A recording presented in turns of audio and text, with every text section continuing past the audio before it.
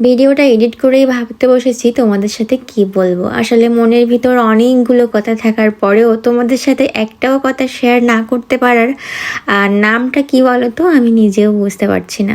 না পারি কাউকে একটা বড় কথা বলতে, না পারি ছোট বড় কাউকে কিছু বলতে। আসলে ব্যাপারটা এরকম, এমন এক জামানা এসে গেছে কাউকে তুমি উপকার করতেই পারবা না। উপকার করেছে তো ফেসেছ। মানুষের উপকার করে এখন কঠিন বাস্তবতার মুখোমুখি হয়ে গেছি। যাই হোক, মানুষের উপকার করে যদি এরকম ভোগান্তি হয় তাহলে আর কি বলা, কিছু বলার নেই। যাক, জীবন থেকে কিছু শিক্ষা পেলাম। আর দেখি ভগবান কতদিন এরকম কঠিন পরীক্ষার মুখোমুখি করে আমাদের দুজনের। হয়তোবা একদিন ভালো দিন আসবে, তো সেদিনের অপেক্ষায় আমরা দুজনই।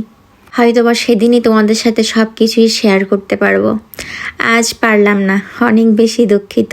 যাই হোক, ভালো থেকো তোমরা, আর আমাদের জন্য একটু আশীর্বাদ করো যেন খুব তাড়াতাড়ি তোমাদের সাথে সেই গল্পটা শেয়ার করতে পারি। টাটা।